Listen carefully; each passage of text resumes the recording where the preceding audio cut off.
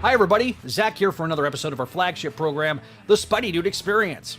This episode is brought to you by our loyal patrons over at patreon.com/Spideydude Network.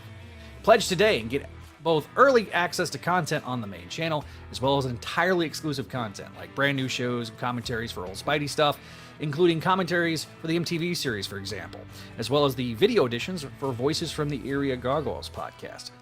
And our Patreon first show focused on the Cochran era of X-Men. We also want to encourage you to check out our other programs that are all available on Audio Edition. These are all over on Spideydude.com, and they're available on your favorite podcasting app. Shows like Clone Saga Chronicles, the show that started this entire network, Spectacular Radio, Spectacular Sal Buscema era podcast, Amazing Spider-Man Classics, the Slot Symposium, and the sister program on this channel, Make Mine Mayday. As always, be sure to hit the like button. It really does help us big time in the algorithm. And additionally, if you have topics you'd like to cover on a live show or in a recorded medium, make sure to leave a comment down below the description or shoot us an email at SpideyDudeRadioNetwork@gmail.com. Finally, make sure to join our community and be alerted to all new updates by hitting that subscribe button and clicking on the bell. But to be clear, your viewership is more than enough for us. And if you want to hang out with us off YouTube, you can always go to our Discord, where we have all sorts of fun stuff, or you can join us on our social medias and follow us there. All the links are down in the description below. As always, we want to be making some references to visual aids and or live comments. If you're an audio listener, pay that no mind, but leave that 5-star review for us. Any and all feedback we will read on future episodes. Thank you, and without further ado, let's get rolling with this episode of the Spideydude Experience.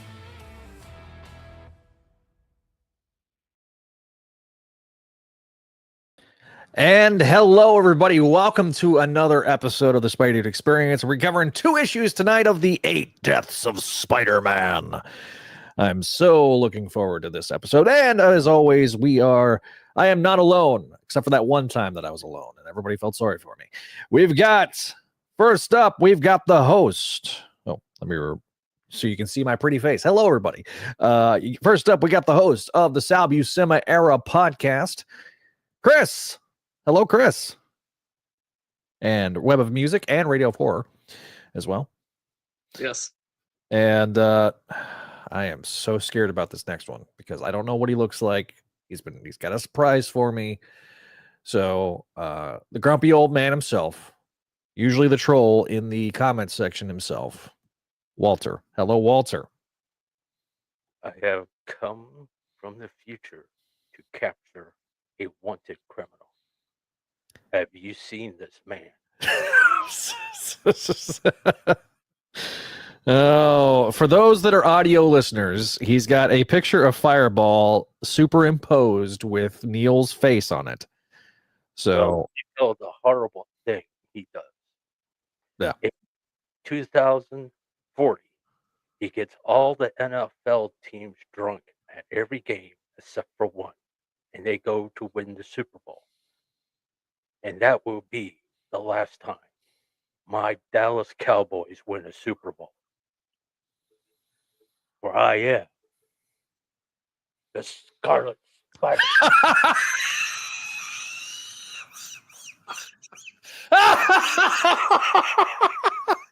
What in the world? Okay, so for those that don't know, he is wearing a Scarlet Spider hoodie and looks like an Under Armour shirt, and he's got a fake beard. Oh. Well, look at your future, Zach. Oh, man. What in the Groucho Marx is the... Oh, my God.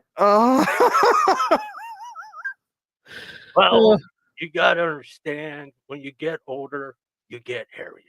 Well, yeah, that's true. Oh, man. Chris is probably so confused right now. You also kind of look like a Muppet. I mean, look at the eyebrows. Yeah, you do definitely look like a Muppet. I will never let my eyebrows get that bushy. That's just a personal thing. You typically look like a hedgehog died on your face, but that's okay. Yeah. Pardon me while I get something to drink here.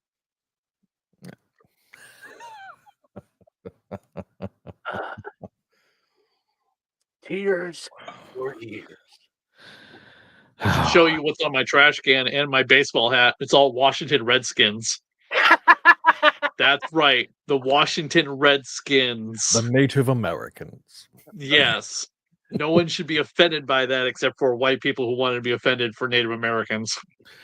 Or Native Americans that lived in D.C. and that was the only Native Americans that were offended. Okay, Zach, you should enlarge me and I'm your thumbnail. As far as I'm aware, it was mostly white people who were offended by the name. Yeah, there was like I recall seeing like there was like a few like people in DC, like tribes that were based out of DC. But yeah, I mean, I've told this story before, but I remember driving through Liberal, Kansas, and Liberal, Kansas, their high school mascot was the Redskins. And so I kind of chuckled. I was like, a town called Liberal. Mouth, Zach. This is annoying. But we digress. Okay, anyway, so politics of sports. Yeah.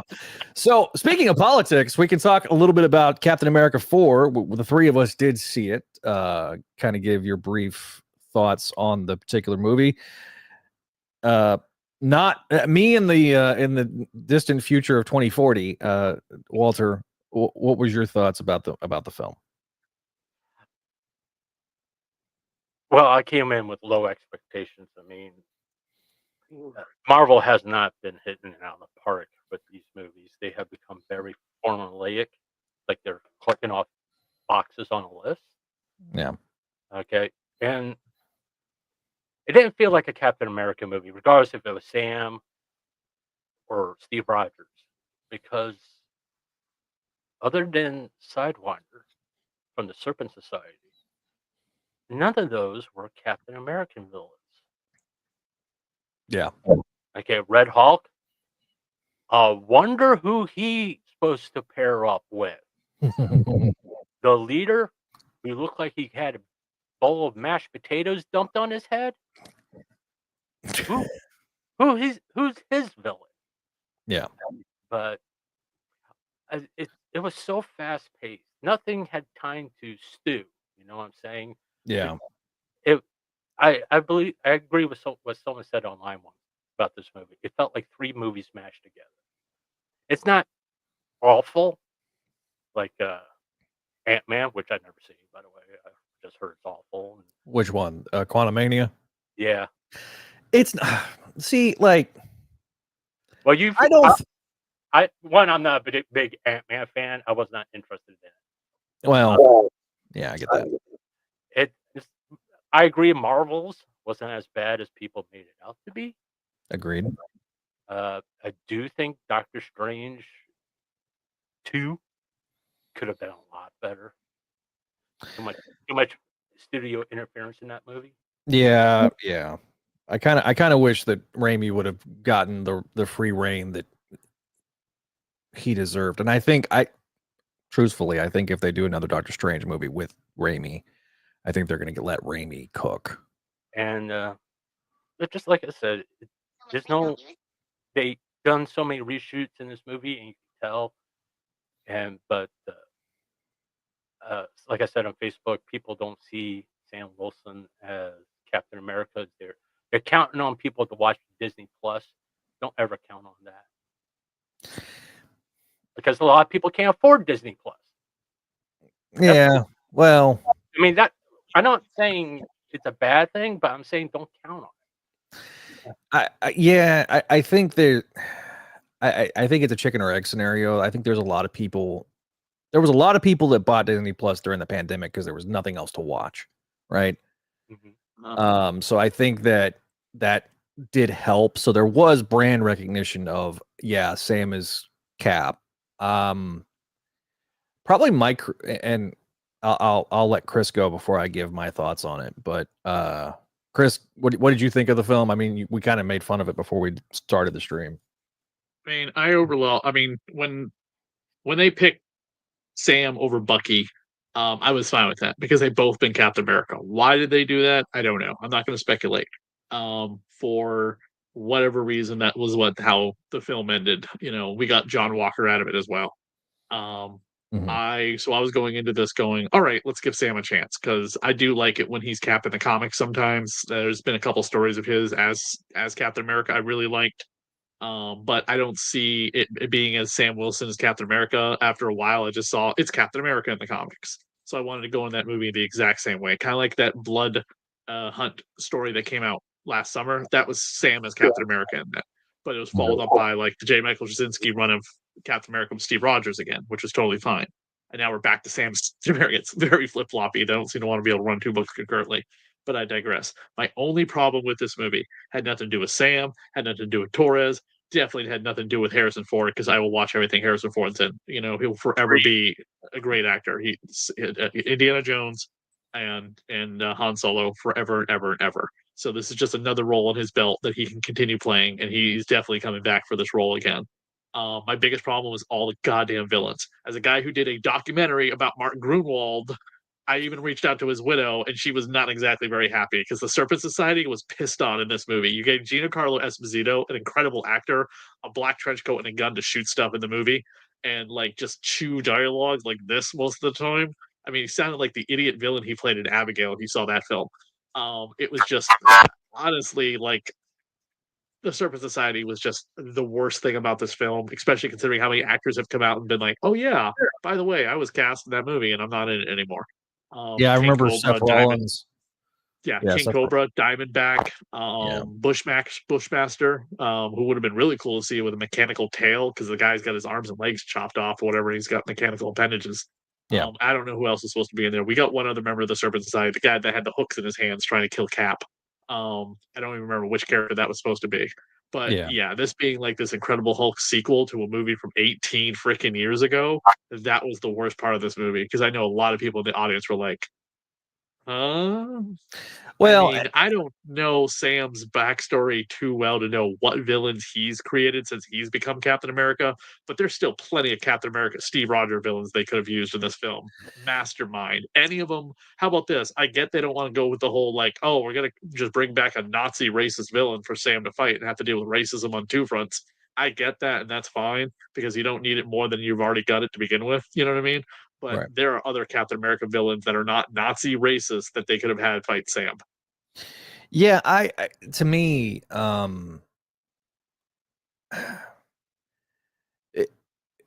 it's both a blessing and a curse on the Incredible Hulk front. Like, I'm glad that we finally got a payoff for the leader, because like that's been a dangling plot thread for how long? Don't know if I would have chosen for this. Right. Dangling plot thread nobody cared about. I did. I wanted to see the leader. Like, I wanted to see them pick that up. I wanted to see the leader too in 2019. Yeah.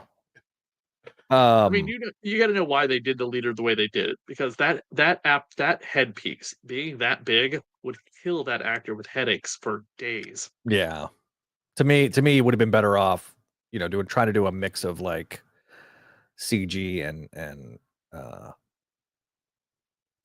practical.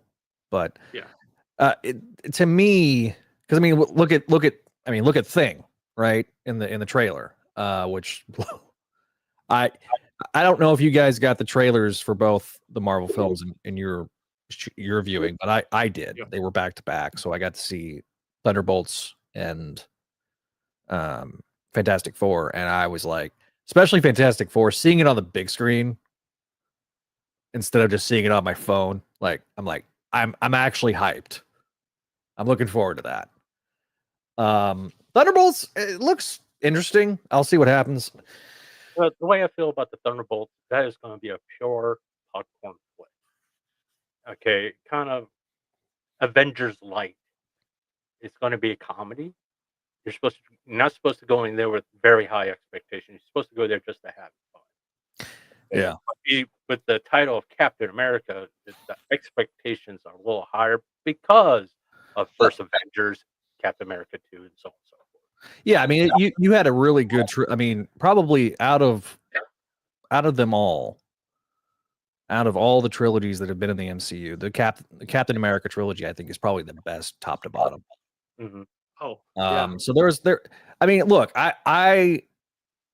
it did well at the box office. I know some people don't, don't care for it, but I enjoyed the film.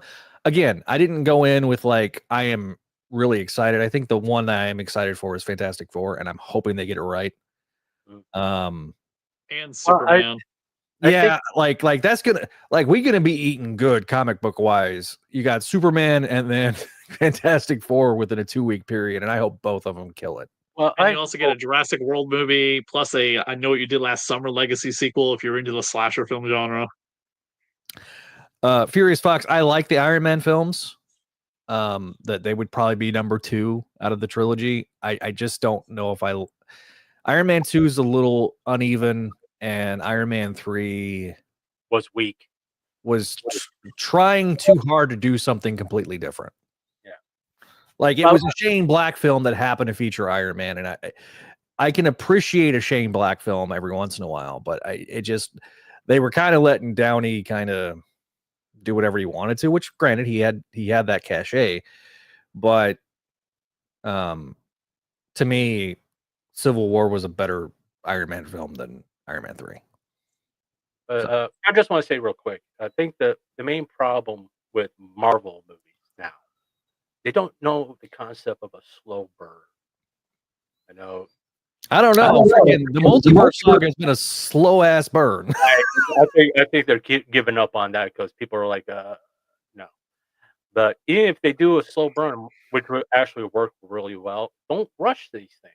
I mean, look how long it took us to get to the very first Avengers. Well, and that was my point about, phases 4 and 5, and now we're in phase 5. Phase 4 had just as much in terms of hours of content as the first 3 phases combined. Mm-hmm. That's insanity. Also in their individual movies, Captain America, First Avenger, I think it was 2 hours, just hitting that 2-hour mark. But it was a slow burn. You didn't have Steve in costume really until about an hour in. Yeah. Well, about that.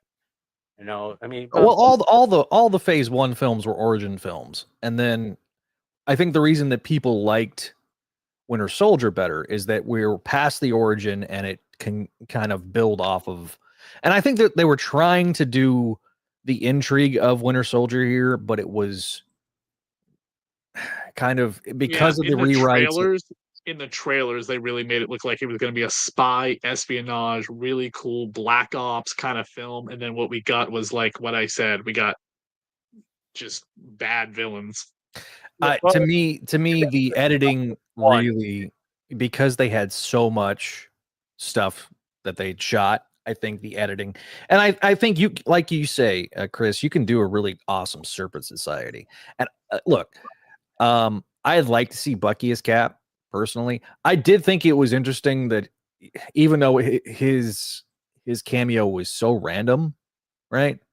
It was unexpected. Which I'll be honest, I'm in the theater. I'm like, hey, Bucky, So I welcomed it because of obviously it's paying homage to the previous time that Cap was there. You're aware of it, yeah. But I go back to what I said. When I was discussing it with you on Facebook, which is I'd rather they done a world with that Captain America movie. Yeah. You could still have Sam, you could still have Bucky in it, but you don't really get the impact of Cap being gone. And I did watch the series; it was okay, but you really didn't get the feel of the impact that Cap was gone. Well, and I think that. Again, it's become the problem with the MCU right now is that it was quantity over quality. We're having to put out 4 films a year, multiple Disney Plus series. You need to pick a lane and stay there. Yeah. I'll talk a little bit more next week about cough up a freaking hairball. Look. I will say this.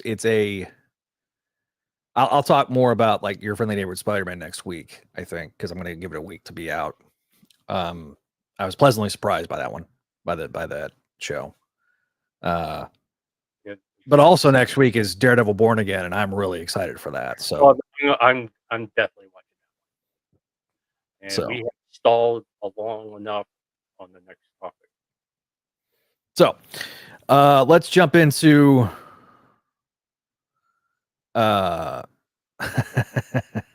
let's jump into the most controversial plot point of the day. Gwen Stacy's back, guys. I'm going to share my screen because I'm just going to pull up the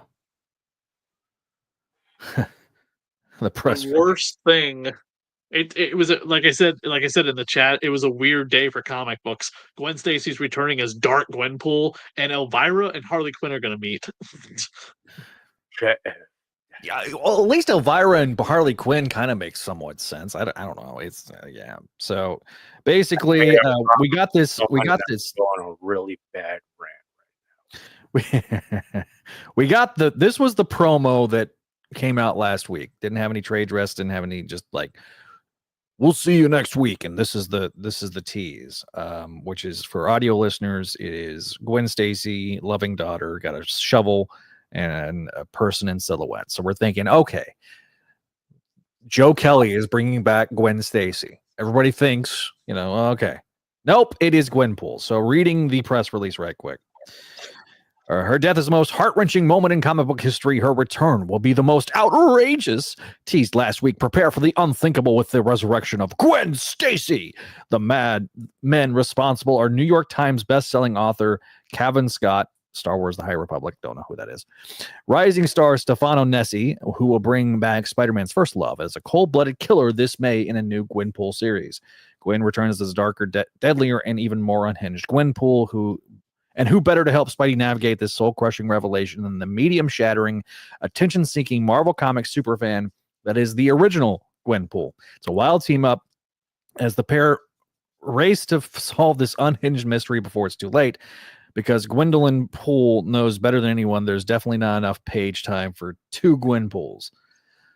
So, Lame. Yeah. I'll let Chris go first. I'm trying. Chris, what's worse, Gwen coming back or Norman Osborn coming back during the Clone Saga and being the mastermind behind everything because they didn't have anything else to do to figure out? Oh, this is worse. Because look, I gotta respect the yeoman work that Glenn Greenberg did to make the Norman return fit. Like, if you read Osborn Journal, it's there was some care and some thought put into it. There's no care and thought put into this, at least on its face. I said on Twitter that, there was a creative bankruptcy at Marvel with this particular story. And I agree. To me, it is a book that I don't know why it exists other than to extend the copyright of Gwenpool. I don't know who demanded this.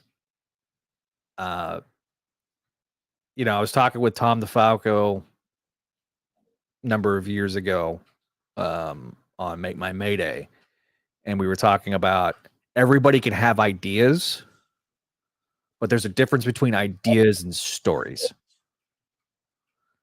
This is an idea. How is it going to be a story? And how can you make it a compelling story? Again, who is the audience for this? I don't know. Other than it's the Brevoort mentality of, to use a wrestling phrase, controversy creates cash, right? Eric Bischoff coined that term. That was the name of his book.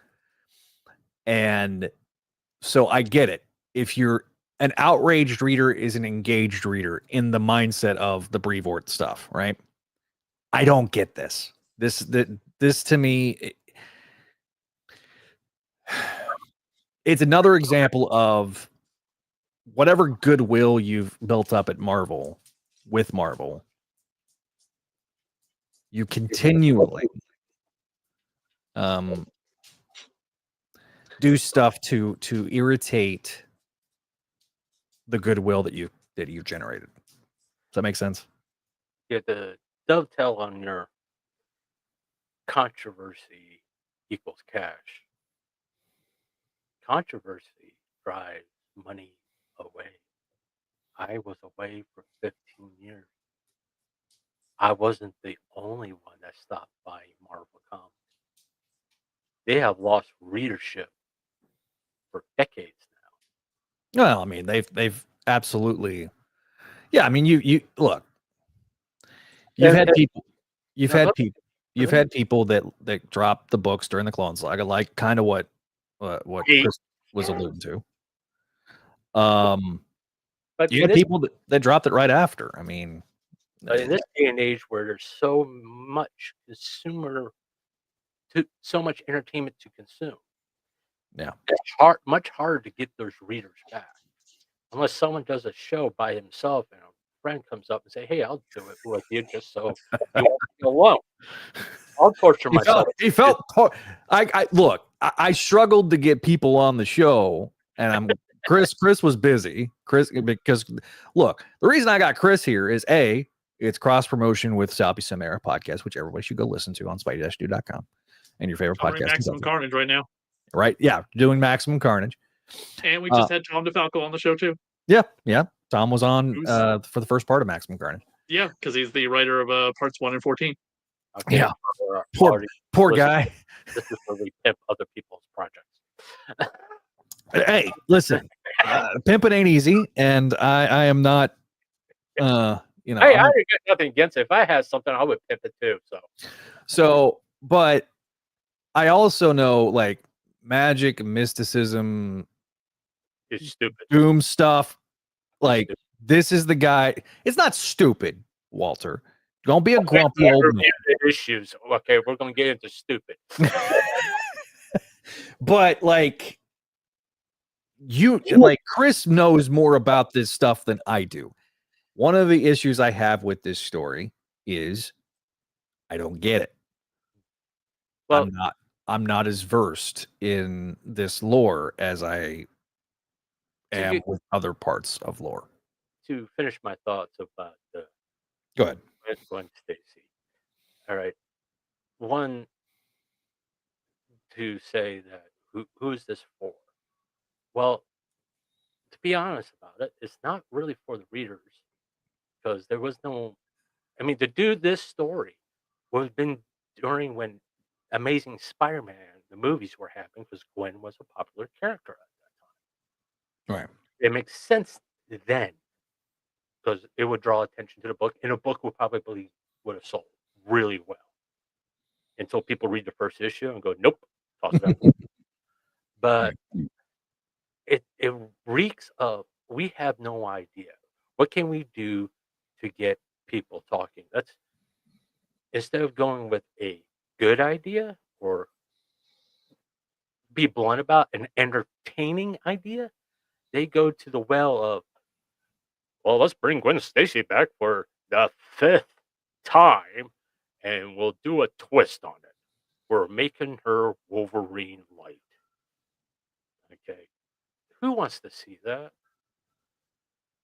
I mean, really, who really wants to see that? Okay. It's very 90s. Does it feel like it feels like the bad parts of the 90s? Chris, you agree with me? Yes. Like we gotta make everything extreme. Yeah, I mean, let's face it. There was we literally talk about that while covering Maximum Carnage. Maximum Carnage is definitely a reaction to Image Comics. Just look at half the costumes the characters are wearing. You have the dark Morbius. By the way, Morbius's costume at the time, which is, if I can pull it up from my shelf, this Morbius figure, if you can see him, is the one in Maximum Carnage. Yeah. This is the one. This is the costume he gets from an S&M store, FYI, in the first issue of his comic book. Now, you have. I have a buddy of mine, Kevin, who loves Morbius and loves that series, and I've read parts of it, and it's good. But it's very much of its time. Correct. So I get it. Everyone in that other than Captain America and Iron Fist, Deathlock, and obviously the title character Spider-Man, everyone in that story is some kind of dark 90s, late 80s, Yeah. manifestation. Because look at even like Black Cat's costume got more 90s to the navel. How- Shriek is the same kind of costume. Yeah. How Dagger.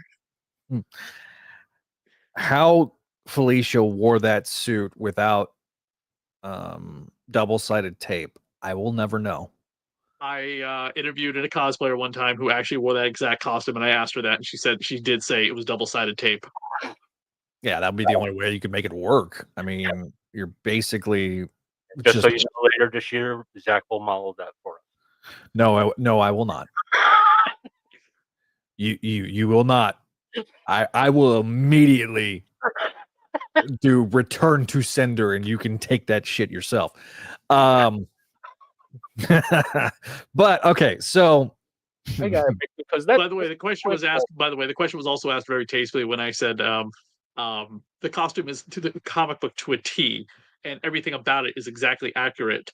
What are some tips that you have for people to make a costume look this good on someone like you? And they were like, and they came, the last thing they said, oh, and double-sided tape helps a lot with certain attributes. Yeah, I can see that. I thought that was a very professional way to answer a question and tiptoe around it without just coming out and blatantly asking, so how do you keep them up? How do you keep from not falling out of that costume? Yeah. She walked very slowly when she was walking around, so. Okay, Don't guys, sneeze. I'm like taking the beard off. Okay, you can take the beard off. It's fine. I'm leaving the eyebrows because they're yeah, your Groucho Marx eyebrows.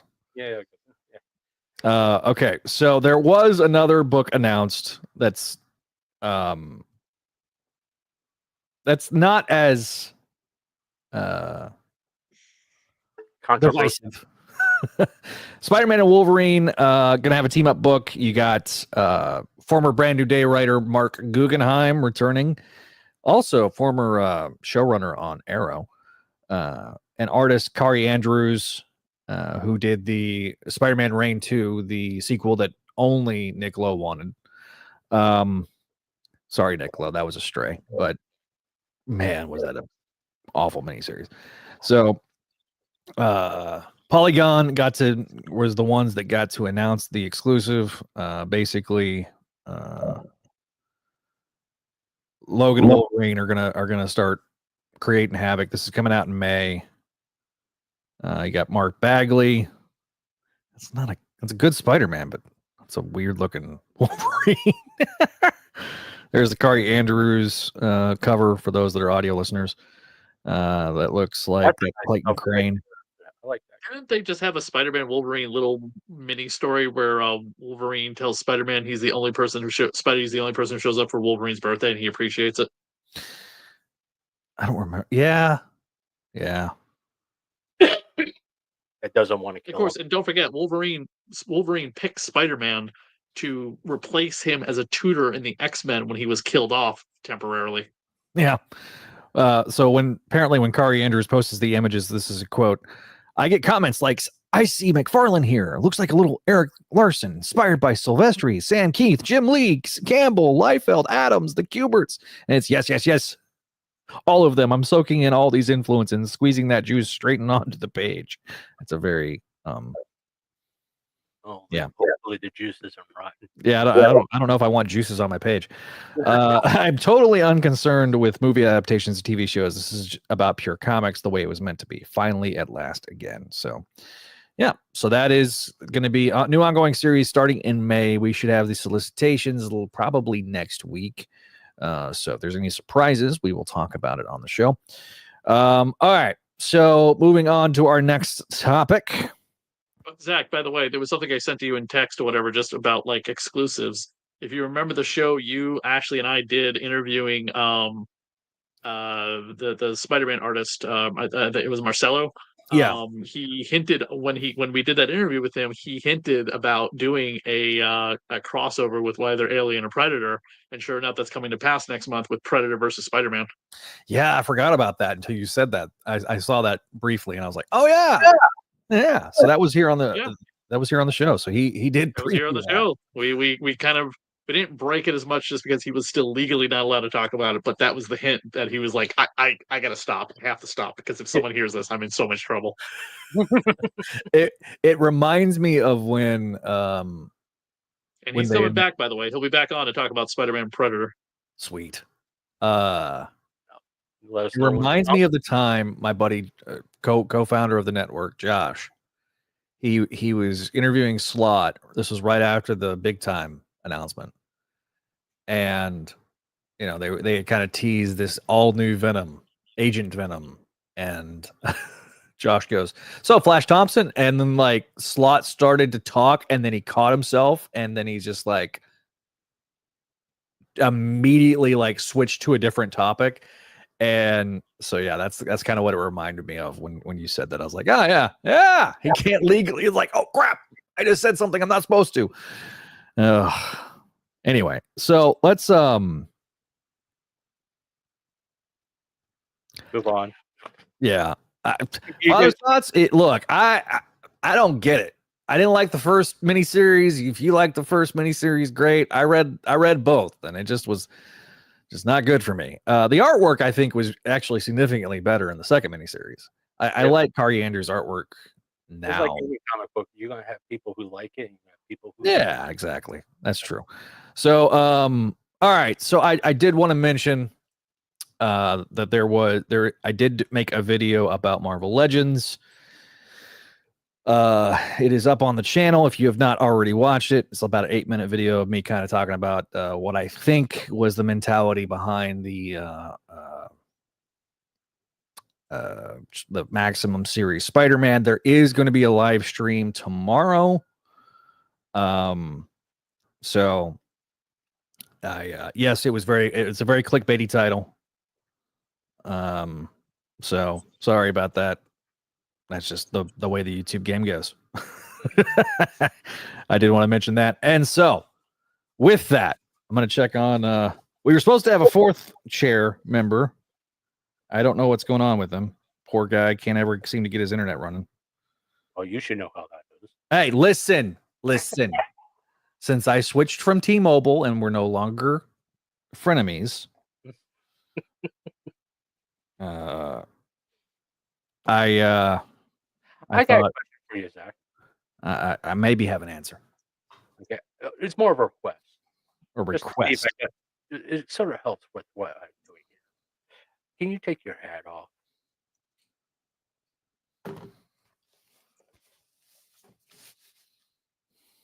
Well, it looks like I did get the shine right. Shut up. Anyway. All right, so we've got 2 issues we're covering tonight. We got issues 67 and 68. It is the same creative team for both, so I'm not going to... Well, there's a brief one-page, single-pager that's not the same artist. But, all right, I'm going to do the rundown of these 2 issues. I could do the Chris's No Prize.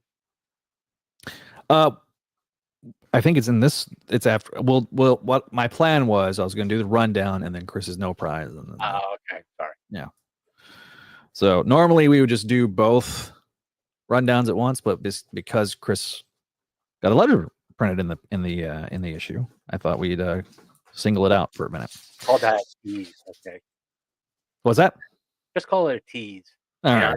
I love these eyebrows, by the way. I can feel it from every show from now on. All right, so we got 8 Deaths of Spider-Man. Justina Ireland is the writer. Andrea Bogenrieder is the penciler. Scott Hanna comes in as the inker. Rosario Mendez is the colorist. Nico Hendrickson does the flashback sequence in this issue. We open in New York City in Felicia's apartment. Peter's being given a cup of coffee. Felicia says, here you go. We're not going to talk about what happened last night, and we're going to move on. So across town, we have the X-Men fighting. And I think I should mute myself. Yeah, you probably should. And so we have the X-Men trying to fight along. We have the Juggernaut showing up to help out. Sidorak's throwing a room in the Crimson Cosmos. He's, using his Power Rangers viewing globe to watch this particular fight. Continues on where civilians are starting to get involved. The X-Men continue to hop in. Strange finally shows up, no longer in astral form. He's actually in his physical form to try to talk some sense into Peter, because Peter's being a mopey bitch. And we cut back to the Crimson Cosmos. Turns out the brother gets afflicted, and now we have then we have a flashback sequence where Strange is kind of describing what's going on, and he's trying to explain to Peter this is not a good situation. Then Syra shows up and tries to start talking to Peter. Then Aunt May, Shay, Randy are all at the feast center, and they're trying to evacuate people. And just as Juggernaut it looks like Juggernaut's getting the upper hand. Turns out that Calyx has basically murdered his brother in cold blood. We have these dog-like creatures that are showing up. The X-Men try to fight again. Memory dogs. I'm not gonna call them what the crawl space called them the other night. Basically,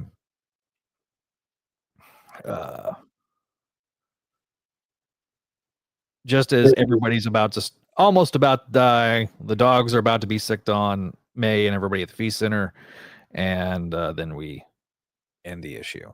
And then in the letters page, we have a familiar name. We have Chris. Chris, you should read your letter aloud, and then we'll talk about. Let me bring it up on my phone real quick. I have it. Okay. Here we go. At a Spidey office, in ASM number 62, Norman says he doesn't believe in magic, yet he ran a cult of super scryers who worshipped a god. The god showed up in the Silver Surfer Annual this year. Showed up in the Silver Surfer Annual the year the Clone Saga ended. And the Gathering of Five story was about a magic spell. Plus, the spirit used to expel his sins was also magical.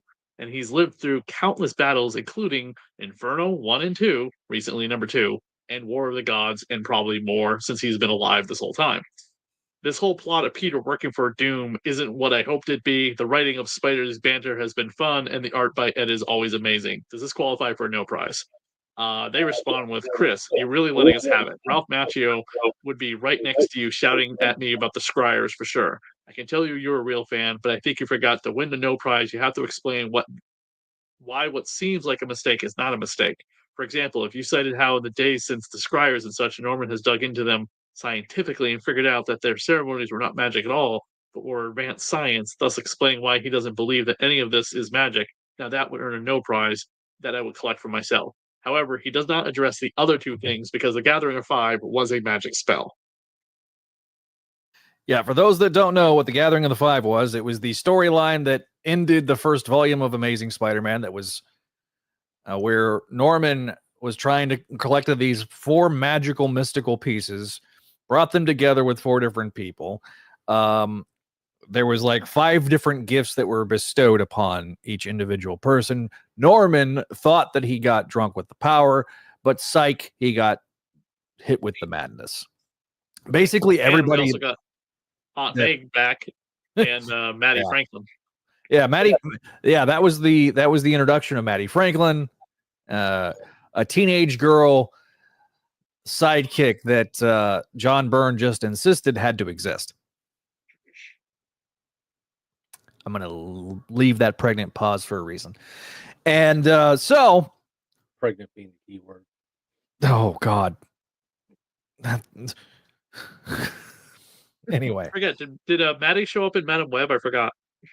Maddie. Yeah, she was Maddie was the... she was the Asian girl? No, she was the black girl. She was... Oh. Yeah. That makes sense. Yeah. The Asian girl was Silk? No. I don't think she it was was Anya. Anya. Yeah, she was yeah. You had a Hispanic, a black girl, and Sydney Sweeney. Sydney Sweeney so was they made the Hispanic girl an Asian girl. Yeah. Yeah. We can get our I mean, Sony. Look. ethnicity right. Okay. It's, Sure. Yeah. Never mind the reasons. fact that we already had an Asian spider person, Silk. Well, they that could was have used. because at one point there was a Silk TV show in development. We couldn't cross the That's streams. right. And That's thank why. God we're going to get this year the Spider-Man Noir TV show starring Nicolas Cage. Like that's not gonna be Ben Reilly's Spider-Man Noir. Because it's gonna be fun because it's just Nicolas Cage. Hey, first Spider-Man TV show since the 1970s, unless you count the Japanese one. Jack needs to do a review, and I will keep bringing this up until he does. Listen, we've talked about it. We're going to do it for Patreon, all right? I can't wait. Honestly, I All love right, Nicolas so- Cage and I love Spider-Man Noir. So I'll be honest. Chris, you should have won a no prize. You should be getting an envelope full of a lifetime supply of nothing. Yeah. But Every apparently, comic book store has seen that I go to that I showed the letter to, saw it or knew me, and was just like, I would have given you no prize. That's exactly what you did. yeah, like to go into like the very specific niche thing about no prizes. Yes, technically, like that is one of the qualifications for no prize, but it's also pointing out like, hey, this is an inconsistent character trait. If Mark Grinwald was alive, he would have given you no prize. I actually got an honorary no prize from his widow, so yeah, there you go. Marvel's so strapped for cash they can't give you no prizes for nothing anymore. Apparently, when they moved offices, I think it was Brevoort that posted this on his Substack or Twitter or whatever. They found like a giant box of the no prize envelopes. He started giving them out as party favors at the company parties. Okay, like they're the ones that deserve it. Marvel had the no prize, DC had the Baldy Awards. There you go. So Baldy Awards, I relate to that. However, I think the Baldy Awards were only exclusive to the Superman office. yeah, I don't. Yeah. So all right, let's get the other. Let's get onto the Let's issues. get the other issue out because. Yeah. All right, so we have today's issue. Same exact creative team except for the flashback artist. All right, so it opens up at Felicia Hardy's apartment.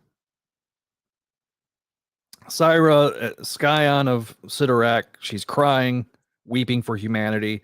She takes Peter, who is not in costume, to the scene of the crime where the X-Men are fighting at Feast, and it looks like we've got Randy, Shay, Aunt May, and some poor soul that was just there, all dead. You got, I know you called him Joe Biden last episode, but we got Phil Coulson there.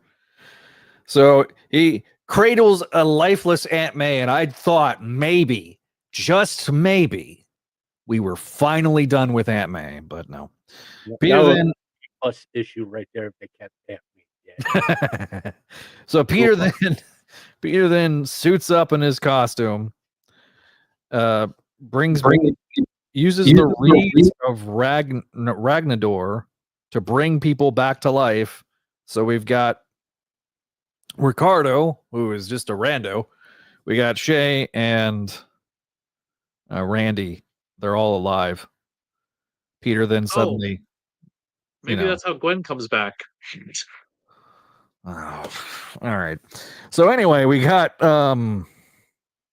Peter going, everybody okay? And suddenly now Peter's actually actively being back in his own story. He then joins up with the X-Men to try to fight alongside each other. There's a little bit where he's like, hey, Juggernaut, I'm glad that you're not trying to pound my face, the putty. And so Peter then leads the team. Turns out nobody's paying attention because the energy is now everything turns to black and white for a second because we're in a place between between the worlds. Everybody belongs to the Blight, and this is what apparently Doctor Strange has been warning about since he's no longer the Sorcerer Supreme. This is all Doom's fault, by the way. At the end of the day. So then they go, Peter goes to, the other world. Looks like everybody's pretty much dead. The Blight shows up. The brother that's been corrupted snaps Peter's neck. He's dead. Rest in peace. It's time to go. Coulson shows up. And, friend of the show, Bruce from Johnstown, Pennsylvania, the hometown of Steve Ditko, had a letter printed again. And that's the end of the issue. So, Walter.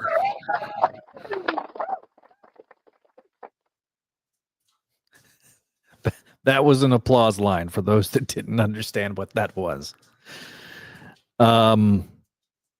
Your thoughts about this particular 2 issues?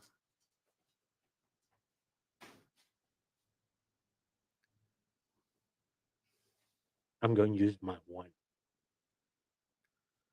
Fuck this shit. Woo! Okay. This is a Joe Kelly story. And you can tell how much faith he has in the story by him not writing it. Oh, Doom showed up. Finally. Doom thinks this is the best plan he has ever conceived. How dare you mock Doom in his ascent to be the true Sorcerer Supreme. By the way, pick up World of Doom #1 now on sale. Actually, you know what? That deserves an applause line. But, oh, God. Where to start? That's the main Ever point. since Doom first fought Spider-Man in Amazing Spider-Man #5, he has thwarted Doom time and time again, but now Doom has the upper hand on the masked wall crawler. Is Doom going to give the review for Chris in character? Because that's more entertaining than this book. A dead fly is Doom, more entertaining Doom than does this not book. like your tone. Any book that Doom happens to appear in is a #1 book in his opinion. However, the mashup of Magic and Spider-Man make no sense whatsoever. Oh, okay. At least he's being far more entertaining than this book. Doom shows up apparently in next issue, by the way, for those that don't know.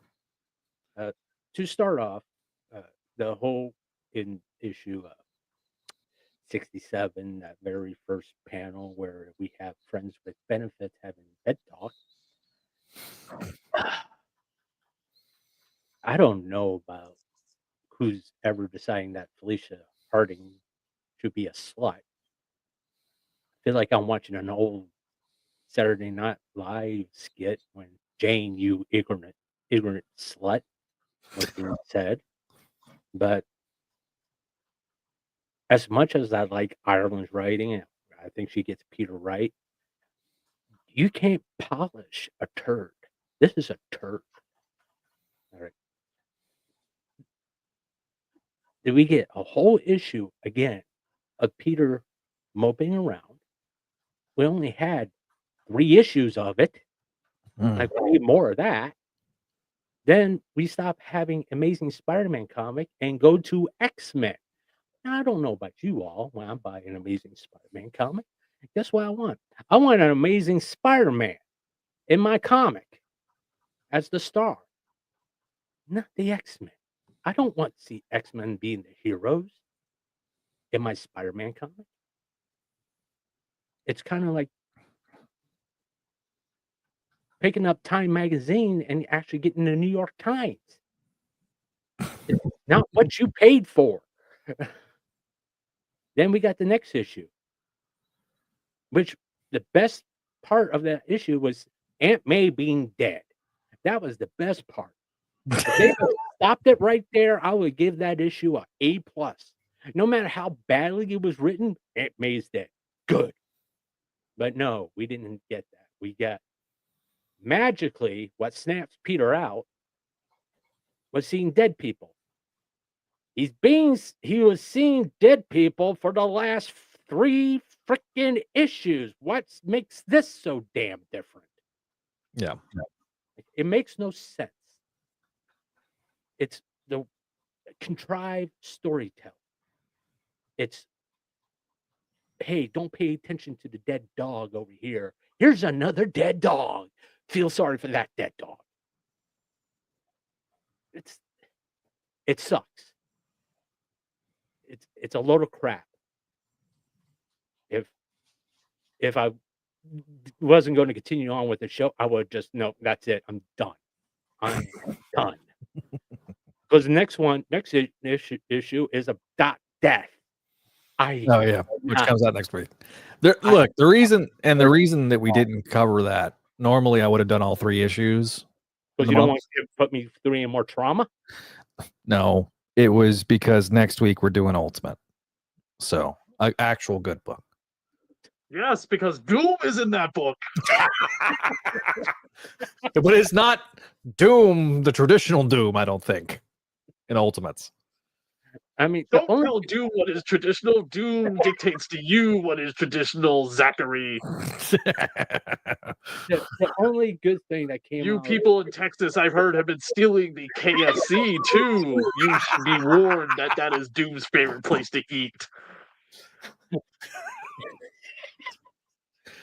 Well, I'm having more fun with this shit than I did reading the freaking book. But that's right, because Doom is in your audience now. But here's the gist of it. I'm going to be serious. Storytelling wise, you could tell Ireland. Let Doom make all of the worries of this terrible issue better with the Eye of Agamotto. Please go back to before someone printed this. Yeah. But to be serious, Ireland's talent's being wasted on this story. If Joe Kelly didn't have faith in his own story to write it himself, don't subject someone else to now, write I don't blame Kelly for that. I do, because it's his story. Well, no, this is the blame for this is squarely at Nick Lowe's feet. Because all this entire story is we are buying time. Because like in the letters page of the second issue, just so everybody knows,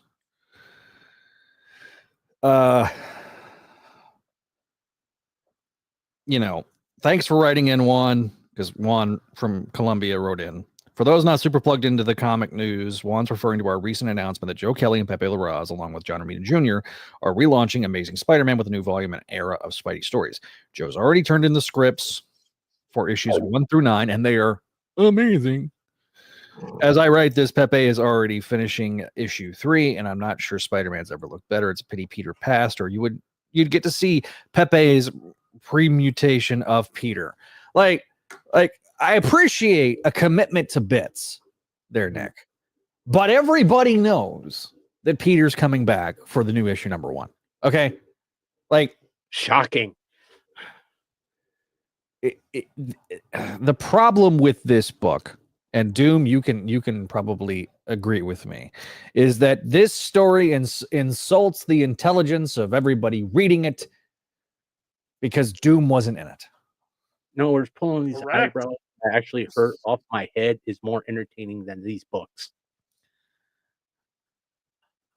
Where are you? That looks like it's painful. Ow. For those that don't know, Walter is pulling his Groucho Marx eyebrows off, and that made me want to rub my eyebrows. If Doom had eyebrows, he'd be doing the same thing, but Doom doesn't. Doom has eyebrows. Do not insult Doom, making me think you have eyebrows. Do you think Doom is as bald as you are? Doom is horribly scarred underneath that mask, unless we're talking Secret Wars Doom. Well, at least Doom didn't have to put Vaseline on his head, so you. When was the last time you saw Doom under this mask? Have you been peeking?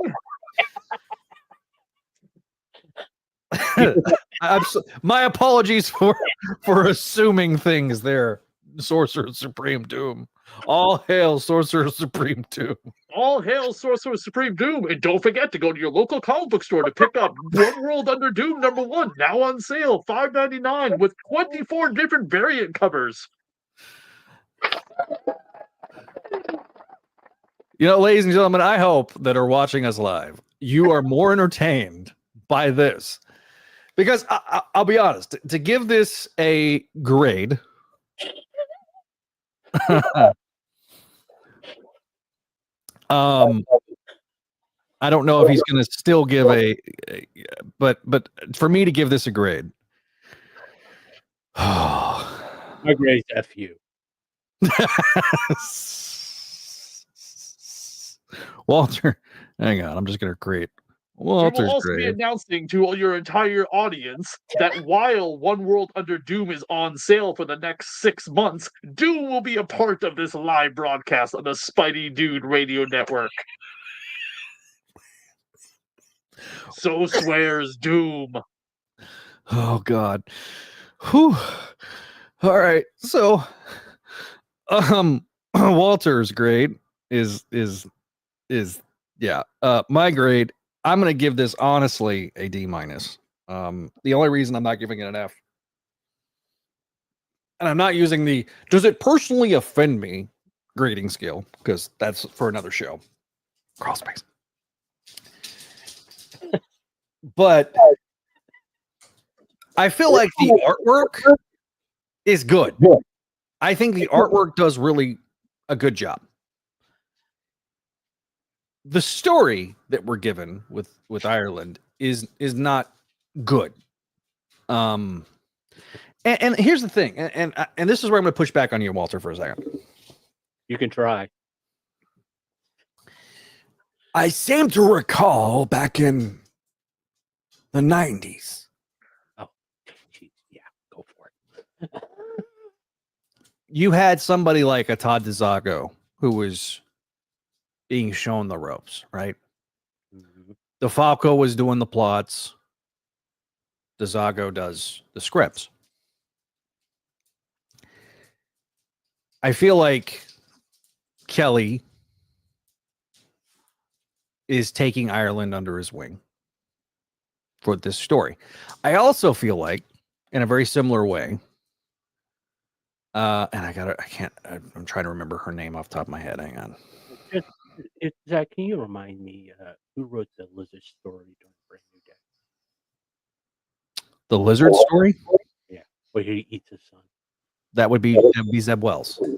Zeb Wells. Okay, why didn't he take Zeb Wells on the Because Zeb Wells has been writing Spider-Man comics since 2004. Like, I know what you're trying to say. I really do. But to me, he's not really helping Ireland. Ireland is doing fine without Kelly's help. Okay, I think she can come up with her own story ideas. She gets the toe in the comic and everything else.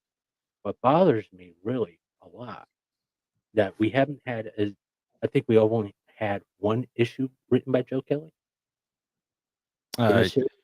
He's written, I think, 3, but yeah. Okay. Shouldn't he have more issues with his name attached to it than Ireland? It's his story. It's his idea. And who understands his idea better than him? Yeah. Okay. I don't get it. Now, it sounds like he had no faith in his own idea. Yeah. So for those, I was trying to think of the name. I had to go to Marvel.com and be like, trying to remember who this was. Fiona Kelly was JMS's protege. And so wrote, a co-wrote a couple issues of Amazing. She wrote her own issue of Amazing. If you ever read the Heart of the Spider Aranya series, she was the writer of that. So just so everybody knows. Waylon, I know you don't like this book. Don't need to whine at me. I'm just waiting for Doom's review. So Doom, what is your grade? My grade is a D, of course. D. D for Doom. Okay. Yeah. You know what? That was the lowest hanging fruit, and we plucked it right there. Or excuse me. This book and this entire storyline would have benefited much more if Doctor Doom in the comic books had made a cameo appearance in every issue. I cannot be spent with my time in every single one of these paltry books. I have other things to do. If you're not aware, I have a movie coming out in another year or so. Called Avengers Doomsday. As I couldn't be bothered to put Doom in that Fantastic Four Buffoons film coming this summer. Oh, come on. We all know he's going to be in the post-credit scene. I agree with Doom. This book needs more Doom, the character, than actual Doom, the storytelling. Yeah. But yes, this entire storyline has been a complete incomprehensible waste of time. Let me remind you of the greatest showdown between me and that idiot Spider-Man was in Amazing Spider-Man number 349 and 350. I let that buffoon live, only so I could use him for my little toy in this storyline. A much better written comic book you would have much more happy, fun times reading, which you can find in, I believe, Marvel Unlimited, and has been collected a few times as well. Amazing Spider-Man 349, 350, one of the best showdowns with the insect Spider-Man. Oh. The fact that we're grasping at straws to be able to talk about this book tonight. Well, Doom made it all pop. I mean, man, listen, Doom enhanced this review. I'm gonna check the voicemail line. Anything he happens to put himself into. Excuse me, I am so sorry. All hell the mighty Doom. All hell mighty Doom. Yeah. We got no voicemails. I wonder why.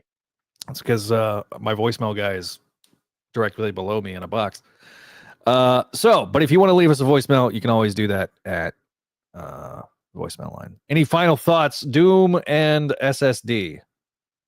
The solid state drive. No, let us move on to something happier. Oh, my final thoughts is that how many issues are left? We have 3. Thank God. That's my final thought. This will be. If that is all you require of Doom, Doom has issue 2 of World Under Doom to put out soon. So he will be back for another exciting episode. I leave you back to your other host, Dr. Chris, who's not nearly as superior as Dr. Doom. Sorcerer Supreme, out.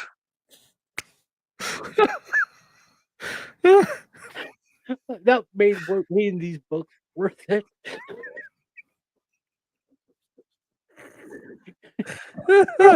Welcome back, Chris. We should have a Doom's Corner on the next show. Just have Doom. We should have Doom just make YouTube shorts about how this, what he thinks about this storyline. Oh. That calls for another one of these. Yeah, well done. Okay, so by the way, that mask is exceptionally well 3D printed. I got on eBay by somebody who makes 3D attachments for superhero gear. That's pretty cool. Mine came from Amazon. Next week. Oh, before we move on, Procast. Oh yeah. Guess which one was $100? I don't have a lot of time left to spend. Yeah, go ahead, Chris. I just wanted to say real quick. for anyone listening, we're coming back on Web of Music soon. We do have some episodes recorded finally.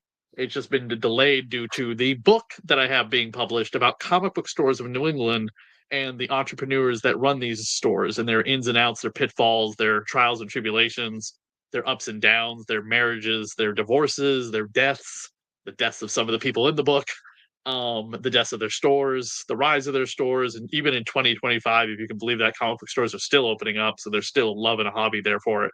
That will be published through Bear Manor Media and debut on Free Comic Book Day this year. Okay. Yeah, you have a...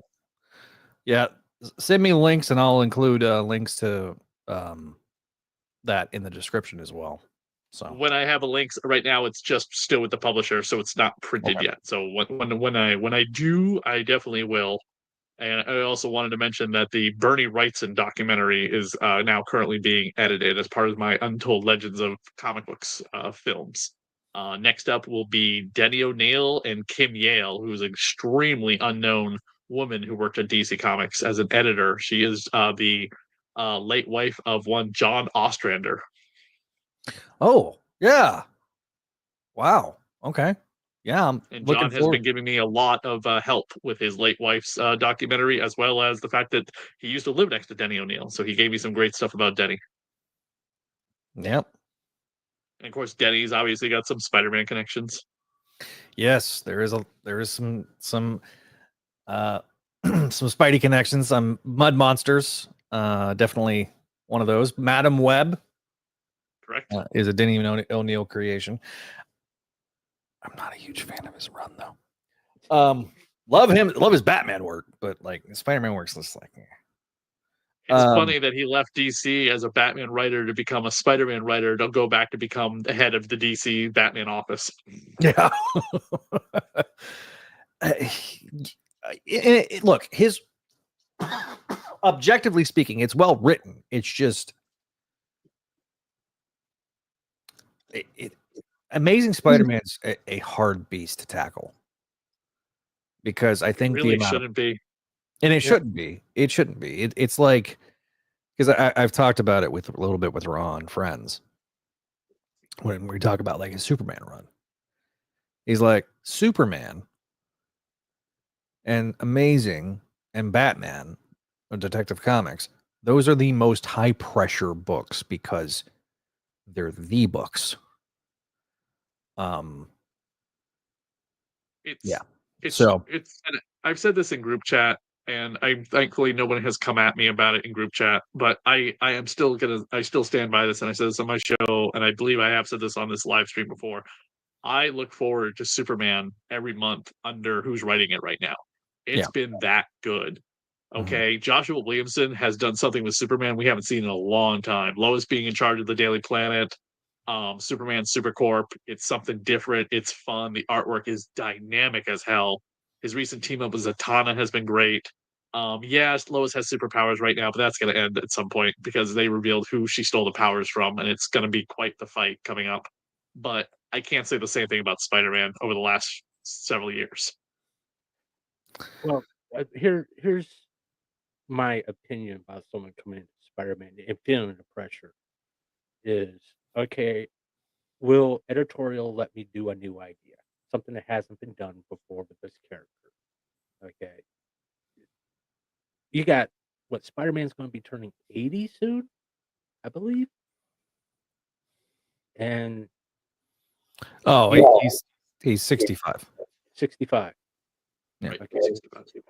And how many stories have been told in the 65 years that you can kind of look back on and go, I could take this little tidbit here and do something. The problem we're having right now, it seems like everybody's throwing spaghetti at the wall and see what sticks. Well, to be fair, one of the criticisms of Slott that I've had in the past was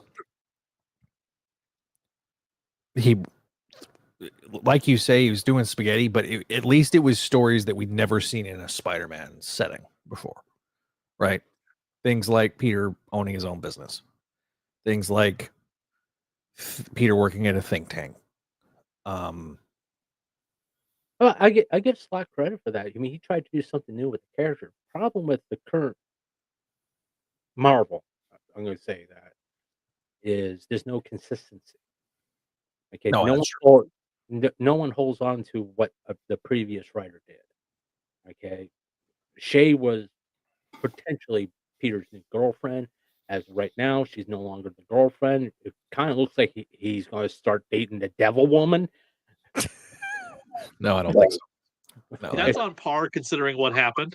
Yeah, I mean, it's my major problem with the current age of Marvel Comics. One, go back to the legacy numbers because number one issues used to really mean something. Now they don't mean anything other than hey, new writer. we have a volume 7, the 7th volume of Amazing Unbelievable. Spider-Man. The Who cares? only book that has more volumes, or the only two I think, are Avengers and Fantastic Four. It's a Marvel thing, I think Ghost Rider. Maybe Ghost Rider. Yeah, but you can use the legacy numbers, right? I do. Yeah. Okay, I mean, don't. Zach, imagine you coming in and you were writing at Marvel. Hey, we're going to put you on Amazing Spider-Man. We're going to have you as a writer. And by the way, you're going to be writing issue 1000. Now, would you rather have the issue 1000 on that book or number 3? I mean, personally, I would rather it be 1000. Okay. I always was. I'm not gonna lie. The one thing that irritated me about Slott was he had to get like that extra issue in, so it had to be 801. Because when they did the relaunch with Spencer couldn't start with 801. He had to start with 802. Now, the best overall compromise with that, in my opinion, is them putting the legacy numbering on the cover with the other number. But it's about consistency. Okay. Writer, okay, he's leaving Zeb Wells, which I believe most people didn't particularly enjoy. I'm not saying that his tire run was garbage, but just there were issues. Neil has a very interesting theory about his run. Now that I've watched Friendly Neighborhood Spider-Man, I kind of get it now. We'll talk about that, I think, more next week. But the thing that I grew up with is Grant Stanley did most of the writing. Then you had Gary Conway. Yeah, I mean, but they constantly build off of each other. Yeah, you're not getting that anymore. It was weird because I felt like there was parts that Zeb Wells did build off of Nick Spencer, but that whole ending, I think, kind of just got foobarred, and so it was kind of hard. It is going to be interesting to see. Like, that's the other thing I think that's a little frustrating about this story is it's spinning its wheels. Because all we're doing is we're buying time until we get to. You're constantly going, what's the point? Yeah. What's the point of this story? Yeah. Or is there what are you trying to show us about Peter that we haven't seen before? Hell, even him sleeping with Black Cat is not the first time that we've seen that. Yeah. So I get that. No, I do. So let me start. We're at, yeah, let's start, because we can go in circles all the rest of the night. Yeah. So let me kind of give everybody a overview of what's coming next. Next week we will have at least have SDE, Ultimate SDE, where we cover an issue 14 of Ultimate Spider-Man. We're going to be doing that on Thursday of next week. Wednesday of next week, we are going to be doing, I will be doing the Spider-Man Council, where we'll be talking about the first, I believe, all first 13 issues of Ultimate Spider-Man, the first year and some change, to kind of dovetail into that. So if you have not caught up on Ultimate Spider-Man, you want a good primer for us when we talk about the new issue, you can check that out. That'll be streaming here and on the Comic Binge YouTube channel. So that will be the, by the way, that's the end of the Craven story, right? Yes. Yeah. So the Craven story wraps up next week. And the way they did it, I think, is also kind of novel. Issue 13 takes place the very end of, because they were doing like, it's like a monthly snapshot, right? And they're still doing that. Yeah. And of course, we got that free comic book day, Spider-Man, Ultimate Spider-Man. Yeah. Yeah. So that's going to be coming. But I may start reading Ultimate so I can have a good comic to read. Do what? I may start reading Ultimate so I can have a good comic to read. It is a good comic. Read Ultimates. Ultimates is a really great comic, but the thing is like you got to also get prepared soon because you know the big freaking crossovers coming up between all the books. Yeah. Well, what I'll do is I'm gonna read Ultimate Spider-Man. I really want. I would say the rest of the Ultimate books you don't have to read, but if you're going to read Ultimate Spider-Man, I would say read also the Ultimates with it. I think Neil's kind of pounding this table with me that it does help kind of color the rest of the world, and kind of fill in gaps or whatever. But the good news about Ultimate Spider-Man is it can be read completely independently. So that way I can be on the show with Neil and have fun. Oh God. No, you just need to be in the comment section. So we will be guys, live. I gotta go out. Sorry. All right, my last question for you, Chris, is okay. Are you doing Web and Music next? Or are you going to do the next chapters of Carnage? I will be getting the next episode, the final of the Tom Holland trilogy out.